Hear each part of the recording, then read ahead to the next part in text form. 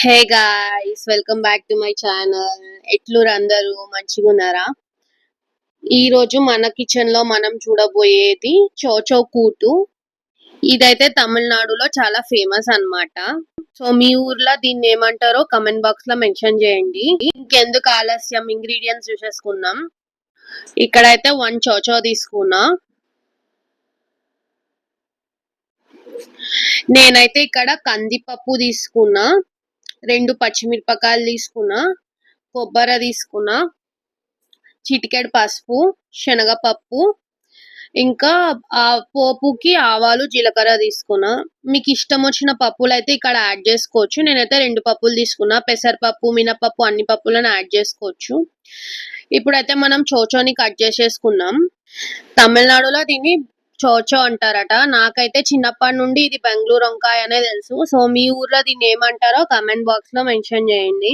వీడియోలో చూపించే విధంగా చిన్న చిన్న పీసెస్ గా చోచోనైతే కట్ చేసుకొని పక్కన పెట్టేసుకోండి. నెక్స్ట్ ఒక పాన్ తీసేసుకోండి. పాన్ లోకి ఒక 5 టేబుల్ స్పూన్స్ ఆఫ్ ఆయిల్ అనేది యాడ్ చేసుకోండి. ఆయిల్ అనేది బాగా వేడెక్కాలి. ఇట్లా ఆయిల్ అనేది బాగా హీట్ అయినాక దాంట్లోకి మనం తీసుకున్న పప్పులని యాడ్ చేసుకోండి. యాడ్ చేసుకొని ఈవెన్ గా స్ప్రెడ్ చేసుకొని 2 to 3 మినిట్స్ వరకు దాన్ని సాల్ట్ చేసుకోండి. సాల్ట్ చేసుకున్న దాంట్లోకి ఒక 5 to 6 cups of water add చేసుకోండి. యాడ్ చేసేసుకొని మూత పెట్టుకొని ఒక 3 to 4 విజిల్స్ వచ్చే వరకు ఉడకబెట్టుకోండి. పప్పులు అనేవి కచ్చపక్కగా ఉడకకుండా అట్లా స్మాష్ అయ్యేటట్టు ఉడకాలన్నమాట. అందుకే ఒక 5 to 6 విజిల్స్ అనేది అయితే అన్నా నేను ఇక్కడ. సో 5 to 6 విజిల్స్ అవి కూడా సిమ్ లో పెట్టుకోండి. నెక్స్ట్ ఇంకో కుక్కర్ తీసుకొని దాంట్లోకి చోచో యాడ్ చేసి దాంట్లో కూడా ఒక 4 కప్స్ ఆఫ్ వాటర్ యాడ్ చేయండి.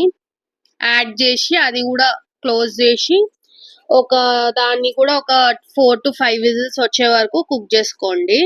తర్వాత ఒక మిక్సీ జార్ లోకి సన్నగా తరిగి పెట్టుకున్న కొబ్బరికాయలను యాడ్ చేసుకోండి. నెక్స్ట్ దాంట్లోకి మిరపకాయలను యాడ్ చేయండి. యాడ్ చేసి 1/2 కప్ ఆఫ్ వాటర్ వేసుకొని ఫైన్ పేస్ట్ వచ్చే వరకు గ్రైండ్ చేసుకోండి. ఇప్పుడు ఆ ఫైన్ పేస్ట్ ని సపరేట్ చేసుకొని పక్కన పెట్టుకోండి. నెక్స్ట్ బాండ్లీ తీసుకొని దాంట్లోకి 2 to 3 table spoons of oil వేసేసి ఆయిల్ బాగా హీట్ అయినాక దాంట్లోకి జీలకర్ర, ఆవాలు వేసి కొంచెం ఫ్రై చేసుకోండి. జీలకర్ర, ఆవాలు అనేవి ఫ్రై అయినాక దాంట్లోకి చిటికెడు పసుపు, ఎల్జీ ఇంగువ వేసుకొని దాన్ని కూడా ఒక 2 to 3 మినిట్స్ వరకు సాల్ట్ చేసుకోండి. తర్వాత మనం ఉడకబెట్టుకున్న చోచోని దాంట్లోకి యాడ్ చేసేసుకొని ఒక 2 to 3 మినిట్స్ సాల్ట్ చేసుకోండి. ఇప్పుడు దాంట్లోకి తగినంత ఉప్పు వేసేసుకొని బాగా కలుపుకోండి. నెక్స్ట్ దాంట్లోకి మనం ఫైన్ గా గ్రైండ్ చేసి పెట్టుకున్న కోకోనట్ ఇంకా చిల్లీ పేస్ట్ యాడ్ చేసేద్దాం. యాడ్ చేసేసి ఫ్రై చేయండి. ఫ్రై చేసినాక ఇప్పుడు మనం పప్పు ఉడకబెట్టుకున్నాం కదా, ఆ పప్పుని దాంట్లోకి యాడ్ చేసుకోండి. యాడ్ చేసుకొని బాగా కలుపుకోండి. సో ఈ టైంలో మీకు వాటర్ కావాలంటే వాటర్ యాడ్ చేసేసుకోవచ్చు. మీకు ఎంత వాల్యూమ్ కావాలో అంత వాటర్ అనేది యాడ్ చేసుకోవచ్చు. యాడ్ చేసుకున్నాక ఒక 5 మినిట్స్ వరకు అట్లా బాగా ఉడకనివ్వండి దాన్ని. సో కూటు అనేది ఎక్కువ లిక్విడ్ గా ఉండదు, ఎక్కువ సాలిడ్ గా ఉండదు, నార్మల్ గా ఉండాలి. Semi liquid are semi solid గా ఉండాలి.